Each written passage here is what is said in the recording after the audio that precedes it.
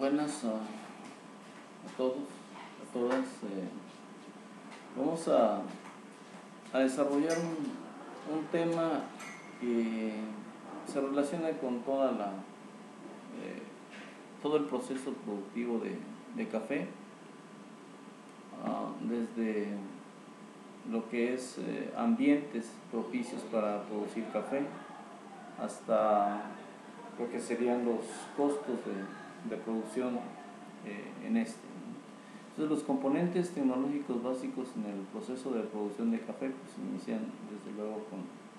con la variedad, con lo que es la producción de una planta de calidad. Después tendríamos que llevar esa planta a campo y distribuirla, hacer un buen arreglo de plantación, además de densidades adecuadas,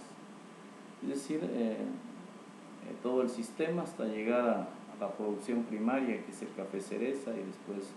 su transformación. Esto es lo que en México estamos trabajando en altitudes que van desde los 600, 700 metros hasta los 1300, 1400 metros de altitud. Es un cultivo que está prácticamente en las zonas serranas,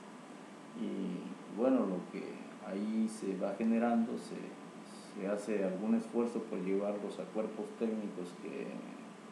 están en ciertas dependencias de ciertos programas y se ligan hacia los cafeticultores y cafeticultoras en un esquema de regiones que regularmente toman el nombre de los municipios más importantes en términos económicos, en términos de comercialización y hasta políticos. Así, por ejemplo, en la región centro del estado de Veracruz, pues hablamos de la región de Zongolica, de Tezonapa, de Córdoba, de Huatusco, Coatepec, Misantla, Tzalan, y sabemos que abarca otros municipios.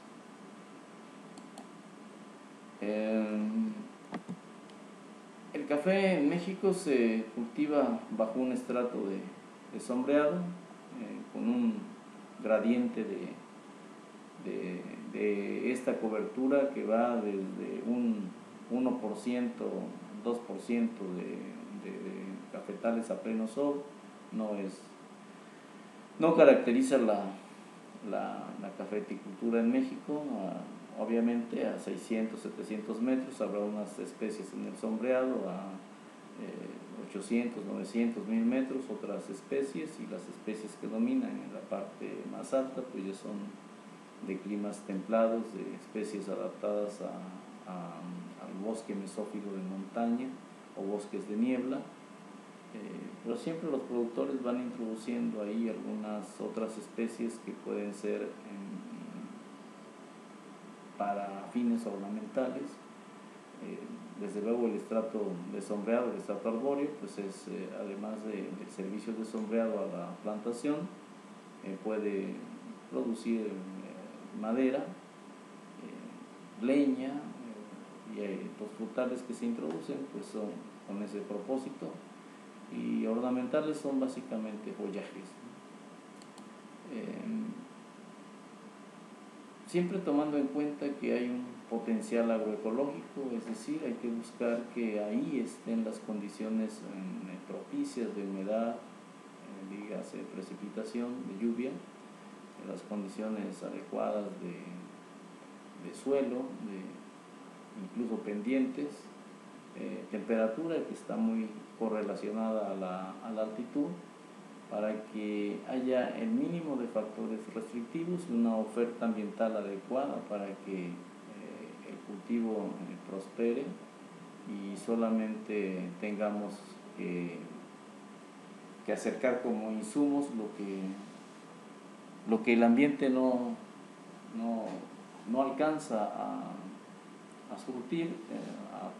a proporcionar, y regularmente eso se traduce en fertilizantes, ¿no? Llegar a tener una mayor nutrición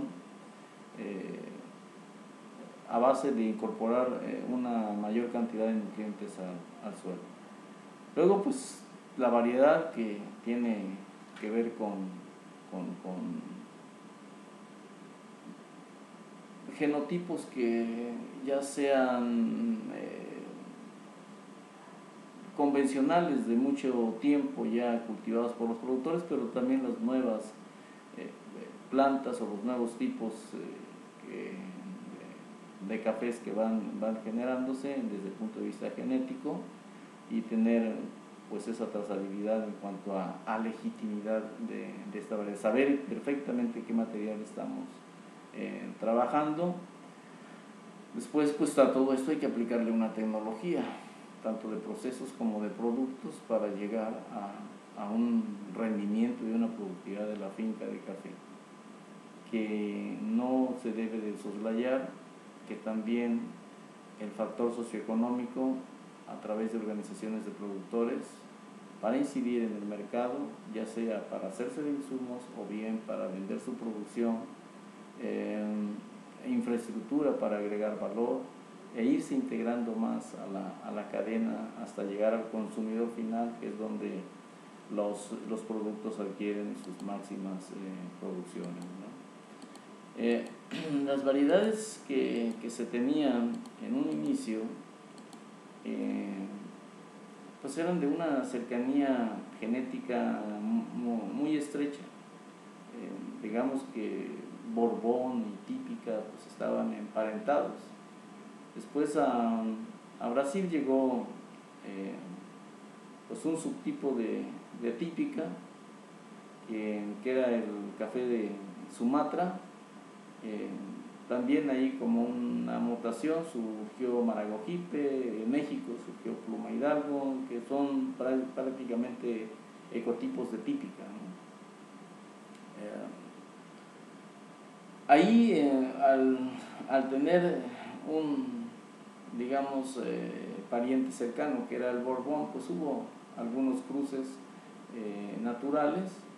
que se dieron, por ejemplo, entre Borbón y Sumatra, y se dio el Mundo Novo, algunas mutaciones de Borbón, donde salió el Tequisique en Salvador, donde se generó también Caturra como una mutación en Brasil, Pache en Guatemala, Pacas en El Salvador. Después se fueron dando algunas cruzas que pues fueron ya con técnicas genéticas como Maragogipe y Pacas para obtener el Pacamara, una planta de porte bajo, de un buen tamaño de grano, pero lo que la distingue es su excelencia en taza, ¿no? Un cruce artificial entre Caturra y Mundo Novo, pues en México generó una variedad que se conoce como Garnica, y en Brasil el Catuaí, y así fueron surgiendo nuevos materiales que podían darnos una mayor productividad y elevar pues la oferta de café en el mundo. En México así fue como se estructuró en el siglo pasado la cafeticultura. Básicamente dominaba Típica y Borbón, y después, bueno, pues el porte bajo, que fue la primera revolución de la producción en la cafeticultura, pues se incorporó Caturra como una variedad de porte bajo que nos permitía altas densidades y altas producciones ya de café. Al llegar el problema de roya básicamente y de otros factores de fitosanitarios importantes, pues se empezó a trabajar para incorporar genes de resistencia a estos problemas de fitosanidad en los cafetales, y bueno, a lo que se le hizo frente principalmente, o se le ha hecho frente con mayor énfasis, es a la roya del café, el hongo Emileia bastatrix, buscándole dónde estaban las fuentes de resistencia e incorporarlas a todas estas variedades arábicas que ya venimos mencionando. Y así, en digamos, exploración sobre la resistencia, pues se encontró el híbrido de Timor en la entonces isla de Timor, y este híbrido de Timor interespecífico entre arábicas y robustas, Coffea canéfora, pues se hicieron selecciones que fueron al Centro de Investigaciones de las Rollas en Oeiras, Portugal, y ahí se hicieron selecciones de algunos materiales que se fueron utilizados como progenitores. Por ejemplo, el CIF 1343 cruzado con caturra, pues dio los catimores que están en Colombia, como Colombia, Tabi, Castillo y sus variedades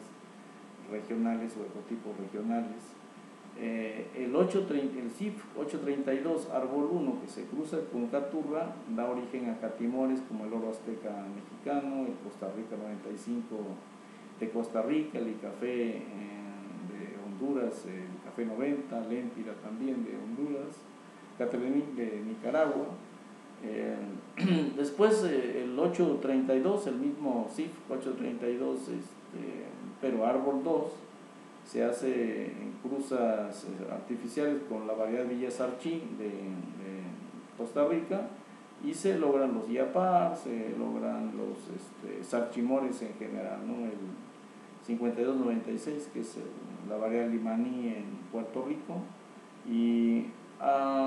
una retrocruza que se hizo ahí con caturra rojo, de un sarchimor, pues se llegó a la variedad óvata, que está pues ya bastante posicionada en Brasil, pero sí en otras partes de América es de reciente introducción. Entonces, una vez que se tiene las variedades y se tiene semilla de estas variedades, es muy importante la parte de la producción de planta de café con calidad agronómica y esa legitimidad genética, que estemos ciertos de que es la variedad que se está utilizando, ¿no? En México hay un Servicio Nacional de Inspección y Certificación de Semillas, y ahí también está el Catálogo Nacional de Variedades Vegetales. Ahí se registran las variedades, pero también el SNICS hace ciertas recomendaciones para producir planta de alta calidad. Y cuando decimos planta de alta calidad son caracteres de la planta, pero también la legitimidad genética, por supuesto, y la sanidad que tenga el sustrato donde la planta se está produciendo,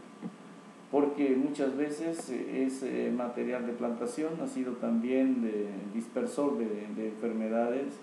de patógenos cuyo medio de vida es el suelo. La pureza genética entonces de las variedades, un establecimiento adecuado del semillero, una ubicación y manejo del vivero. Y cuando digo establecimiento adecuado del semillero, quiere decir un buen tratamiento al suelo para liberarlo de estos patógenos que pueden traer consecuencias como nemátodos en plantaciones, que a los 4 o 5 años pues prácticamente hay que empezar de nuevo, ¿no? Las tecnologías para los semilleros pues tienen que ver con las camas de siembra y las densidades que estas tienen. A veces se necesitan hasta 3 metros cuadrados para poner 1 kilo de semilla, 2 metros cuadrados. Cuando esta se siembra en surcos a 10 centímetros de separación, o bien esto permite un poquito más de aireación y librar un poco ciertos riesgos de dumping, ¿no? Pero también hay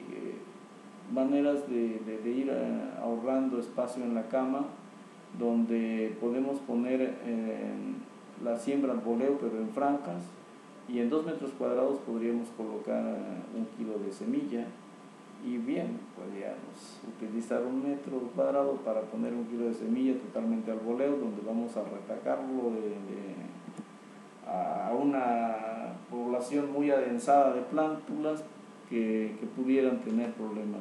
de enfermedades, ¿no? Propias como el dumping off del complejo fúngico del suelo. También es importante ya en el vivero la densidad de población que poner de bolsas. A veces se ponen demasiadas bolsas, camas de 8 hileras donde prácticamente un 50% de eficacia, es decir, de 100 plantas apenas 50 tienen la calidad para ir al terreno. A veces se reducen a solo 6 hileras y bueno, un poquito aumenta ahí la eficacia en un 60% de aprovechamiento de plantas. Las demás pues se podrían recuperar, pero es demasiada la inversión que se hace para producir plantas y las pérdidas que se tienen. Nosotros estamos recomendando hacer hileras dobles en camas de 6 hileras, pero sí tener un espacio entre hileras que permita la aireación, que permita mayor área vital a la planta y así tener pues un 95% de aprovechamiento, es decir, en 20 plantas, en 20 macetas apenas perderíamos unas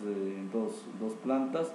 y eso no es perderlas, sino más bien reacomodarlas y volver a darles un tratamiento que nos lleve a obtener la calidad de planta propia para llevarla a campo. Una técnica que nos evita la reinfección cuando ya hicimos el tratamiento al suelo son la producción de planta de café en tubetes, donde esto se hace en camas con estructura que queda elevada del suelo. Y pues aquí el gran problema es tener una buena fuente de agua, pero sí hay una calidad ahí en cuanto a libre de patógenos, la planta que se va a llevar a campo, casi del 100%. Aquí el problema crítico es el agua, porque el riego no es tan eficiente si no se tienen, por ejemplo, cintillas para tener un goteo a cada tubete. Si se hace por aspersión es demasiado el espacio libre que queda entre tubete y tubete, y bueno, pues lo que se espera es que mucha agua no caiga no sea captada por el sustrato que los tubetes contienen. En fin, teniendo una buena planta, ahora hay que tener cuántas plantas vamos a tener por hectárea. Hay que hacer un trazo de plantación que nos dé distribución de los cafetos, pero que también nos dé cantidad de cafetos por unidad de superficie. Hemos visto cómo un marco real, por ejemplo, comparado con un tres bolillo en un mismo marco de plantación, por ejemplo, sembrar a 2 por 1,5, que nos daría más de unos 3.300 cafetos por hectárea. Si nosotros lo hacemos en marco real, pues tendríamos que sería un marco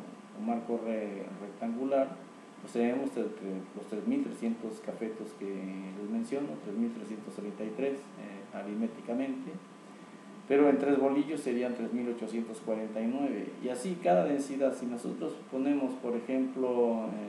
1,70 por 1,70, que nos daría 3.460 cafetos, pues tendríamos cerca de 4.000 cafetos en 3 bolillos, 3.995, lo cual representa como un 15%, es decir, en lugar de un 15% más de superficie, en la misma superficie estamos poniendo un 15% más de cafetos. 15 cafetos más por cada 100 que plantemos, ¿no? Con solo hacer un trazo en 3 bolillos. Ahora, si hay una fuerte pendiente, sí tenemos que tener, hay que manejar la pendiente cuando estamos ahí, en el sentido de hacer un trazo que vaya acorde a esta pendiente, que le llamamos el trazo en curvas a nivel.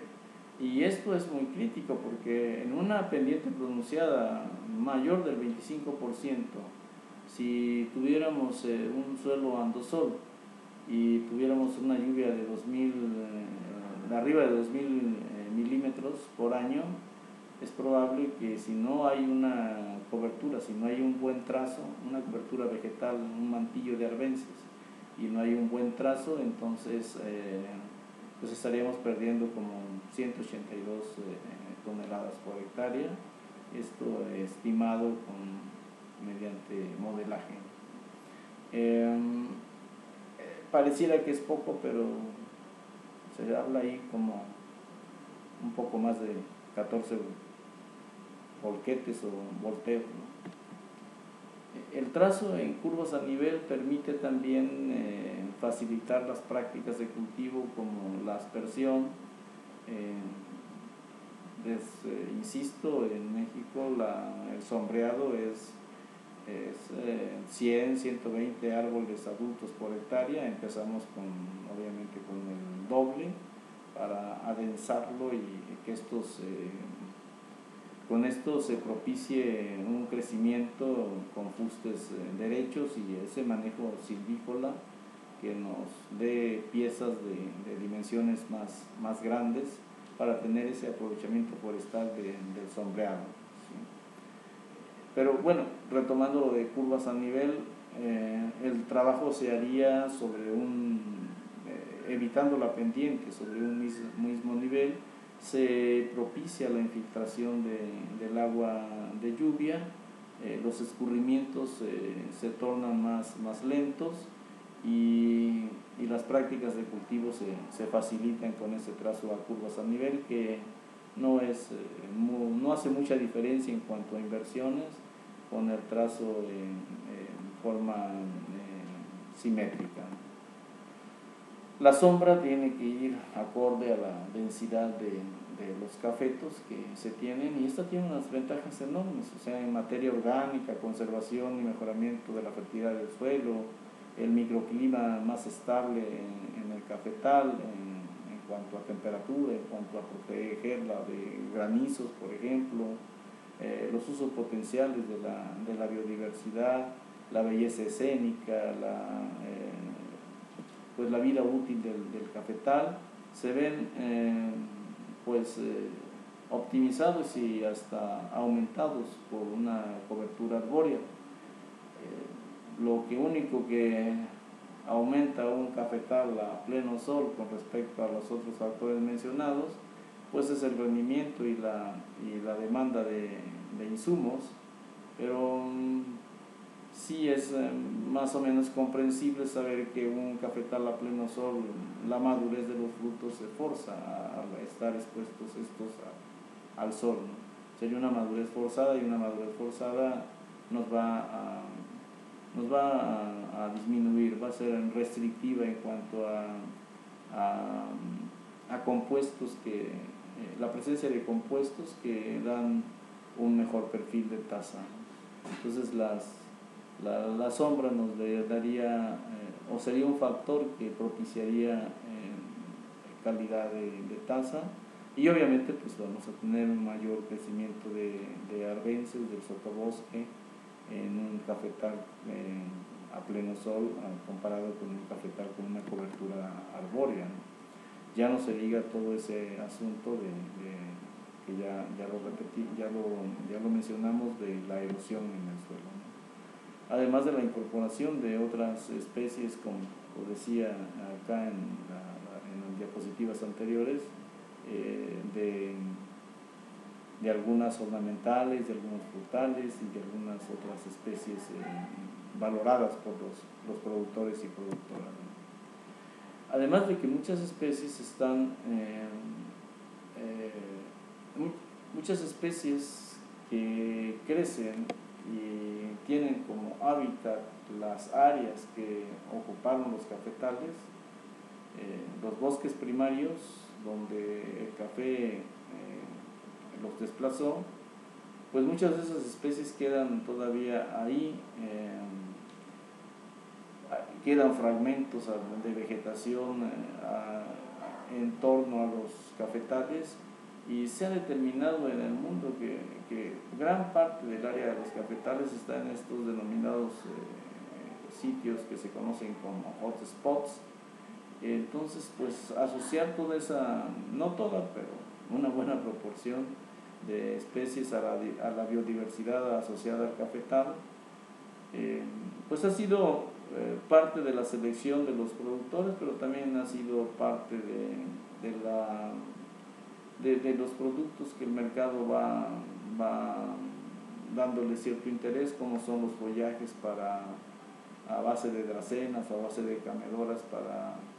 arreglos florales, ya no se diga la madera, algunos frutos, entre ellos predominan los plátanos y algunos ornamentales como las dracenas, otras estructuras florales exóticas o de enorme belleza, y ya no se diga la leña. Pero bueno, hemos encontrado que hay un sinnúmero de usos, y pues hay regiones que en las sombras, en México, en el sombreado de cafetales, 60 especies de árboles. Los árboles hay que saberlos manejar, dándoles, además de una regulación de sombra que debe de hacérsele, pues que ésta sea con un enfoque de manejo silvícola para obtener fustes claros, fustes madera de primera y obviamente volúmenes, ¿no? Hemos visto que si hacemos hileras dobles a 1,5 por 1,5 y dejamos unos 3 metros en esta, bueno, tenemos un periodo un poquito más prolongado para el manejo silvícola de los árboles, pero además, insisto, un periodo más prolongado de un espacio abierto donde van a prosperar las arbences, y ahí bien pueden entrar ganado menor al forrajeo de estas arbences, o bien cultivar en ese espacio otros frutales como plátanos, o bien algunas ornamentales. Con esa mentalidad, con ese enfoque de manejo de la tierra, la literatura pues ha denominado toda esta disciplina como la agroforestería, que es producir en el mismo espacio y tiempo árboles que serían el componente leñoso, en este caso con el cafetal, pues también el cafetal es un cultivo perenne que va a generarnos madera que no va más allá de su uso para leña o algunas artesanías, pero ya vimos que esa estructura de prácticamente un bosque cultivado va a atraer otras especies que bien pueden adaptarse a ese microclima que propicia la sombra y que va generando ambientes para especies que tienen algún valor de uso y a veces valor de cambio, ¿no? En unos 4 o 5 años se hace un bosque joven ahí entre las especies cultivadas y otras especies asociadas que simplemente se agregan sin que el productor las vaya incorporando, que no tienen un manejo, pero que sí contribuyen al equilibrio que el agroecosistema café tiene como característica, ¿no? Por ejemplo, el Trema micrantha, que es una especie pionera, es una especie forestal maderable, apenas se aclara el acahual o el fragmento ahí de vegetación perturbada, semiperturbada. Pues es una especie de crecimiento rápido que llega a acumular en 10, 12 años pues cerca de 300 metros cúbicos de madera. No toda es útil, por supuesto, va a haber ahí lo que se conocen como desperdicios, pero eso es lo que acumula en su crecimiento. tienen un crecimiento, son especies de crecimiento rápido. Y si vemos en el sombreado con 2.700 cafetos en hileras dobles con una avenida de 3 metros, pues ahí tiene,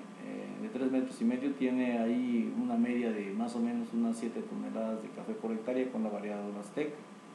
Y vemos que con 3.330 cafetos, pues tiene 9.4 toneladas bajo su sombra la producción de café cereza de oro azteca. Entonces, a la vez que se obtienen buenas producciones de café, pues también se está acumulando madera en el estrato de sombreado. Con todo esto, el café, como vemos en la diapositiva anterior, pues cuando llega a unas 6-7 cosechas, los tejidos productivos se han agotado, ya no tienen yemas que vayan a transformarse en la floración y en la fructificación, que es el propósito del cultivo del agroecosistema. La especie principal, la especie dominante, el café, empieza a tener pocos nudos preparados para que ahí haya o se dé la floración. Esa se va yendo hacia la periferia, se va yendo hacia las ramas nuevas que cada vez son más escasas, y es cuando entra un componente básico en el manejo de plantaciones, que es la poda. En esta pues se tiene la poda esquelética, donde pues hay un eje principal todavía bastante robusto, por lo que se procede solo a la suspensión del crecimiento vertical, y a cortar a 35-40 centímetros las ramas, ¿no? Y como lo vimos allá, cómo se va comportando, más o menos en 6 cosechas está totalmente ya determinado que el café empieza a perder nudos que generen, que preparen yemas para la floración, y por lo tanto el rendimiento va a caer, y por más que hagamos prácticas, pues sí tendremos un cafeto bien compensado, bien nutrido, pero que no tiene ya donde formar flores. Eso, incluso otros estudios como la SCAN en Guatemala reporta ahí producciones que se dieron en 5 o 6 cosechas, y que después de estas caían, y que no era cuestión de manejo de insumos, sino que ya no había espacios preparados en cuanto a yemas para tener floraciones y por lo tanto fructificación. El cafeto en su estructura tiene en el eje vertical, o en el tallo ortotrópico,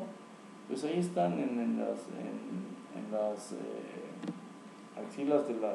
las hojas la presencia de unas yemas que se conocen como yemas seriadas. Las cabezas de serie en las yemas seriadas en el eje ortotrópico pues dan origen a las ramas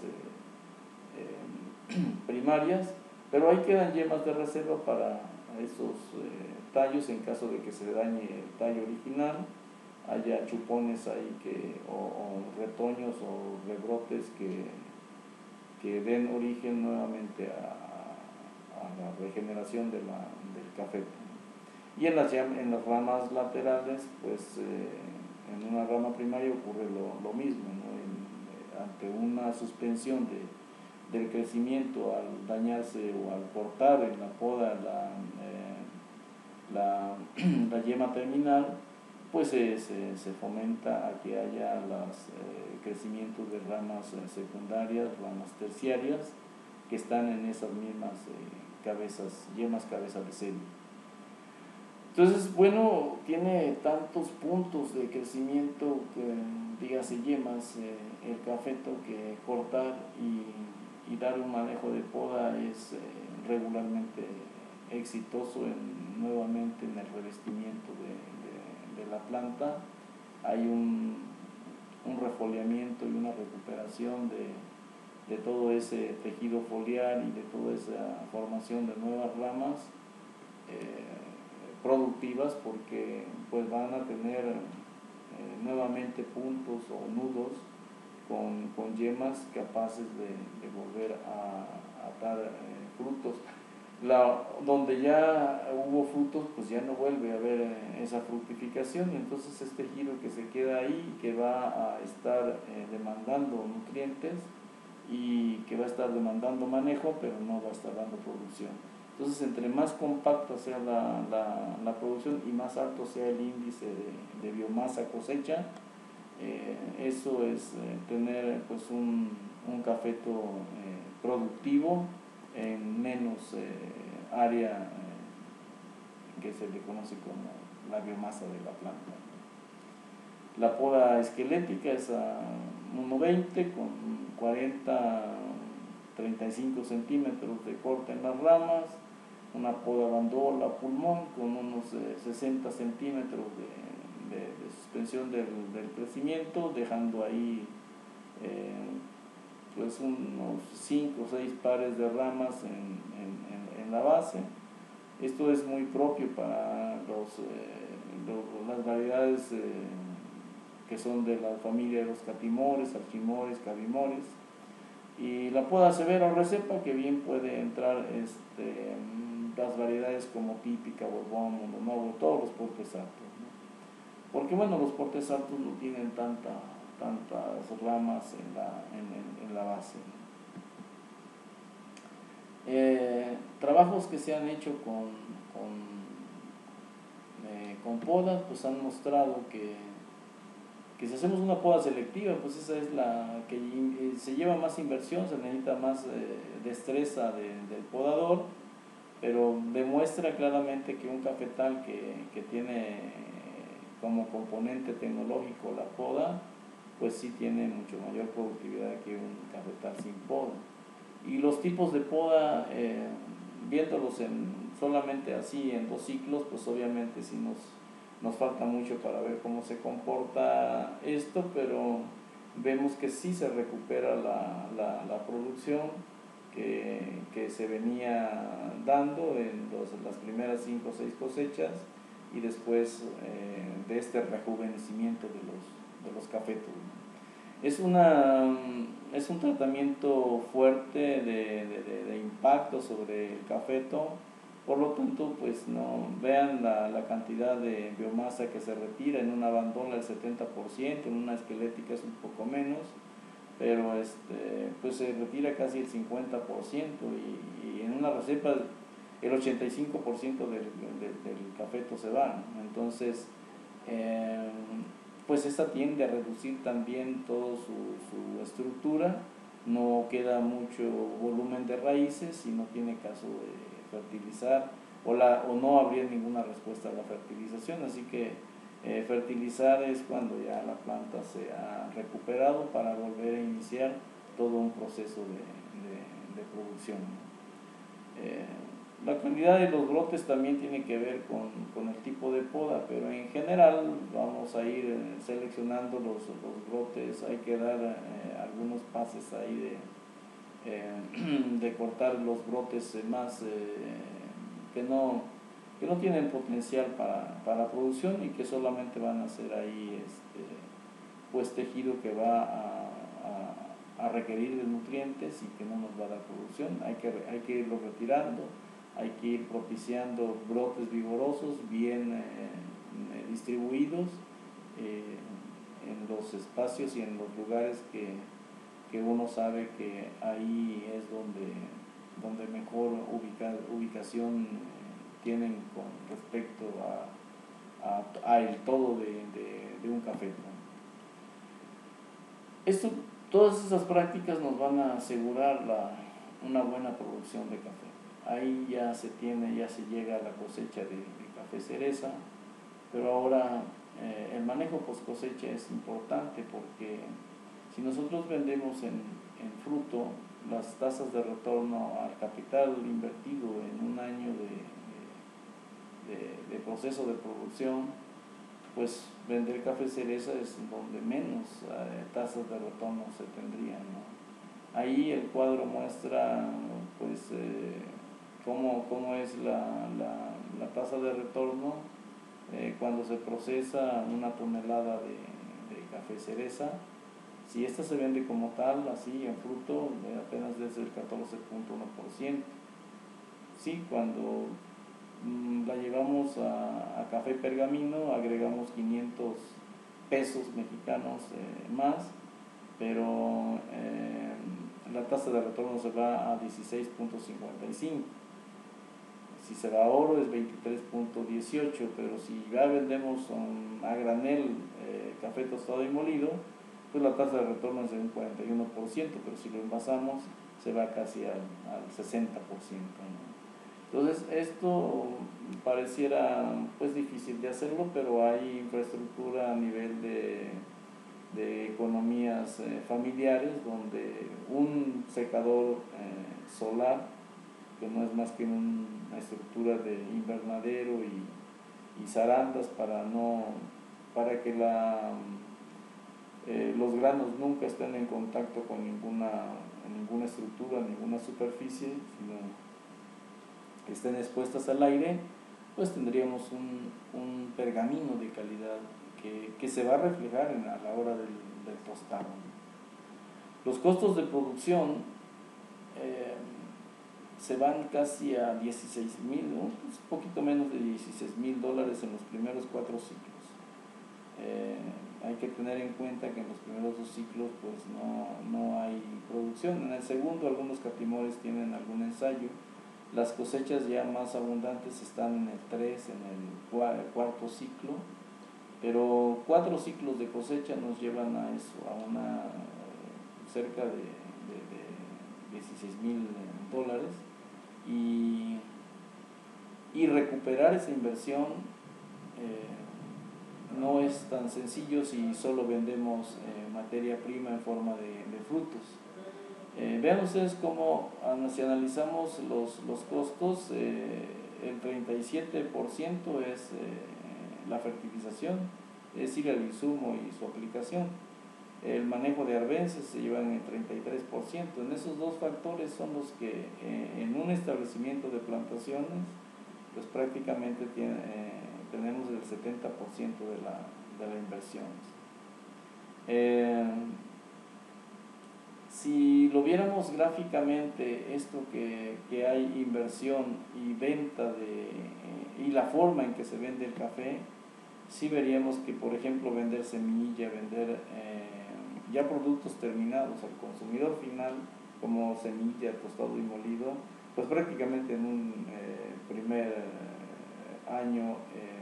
rebasamos los ingresos con respecto a la inversión que se viene haciendo. Sin embargo, si se vende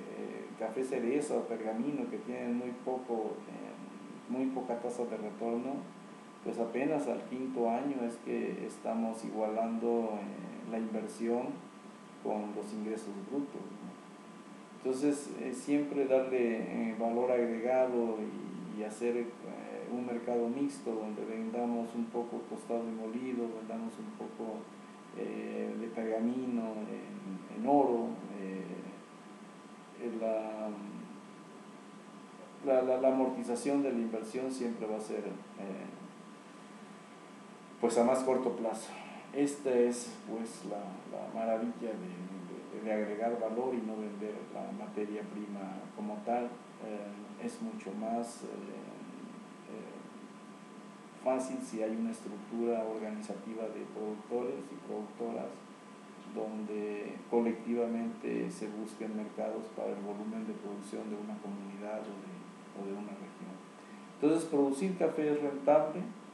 siempre y cuando hagamos un uso eficaz de la tierra, aprovechando toda la biodiversidad asociada al cafetal, haciéndole las prácticas al cafetal para obtener pues más o menos en promedio unos 3 kilos por cafeto en una densidad de más de o mínimo 3,000 cafetos por hectárea. Eso nos aseguraría unas 9 toneladas, y si estas les agregamos cierto valor, es una rentabilidad que está asegurada.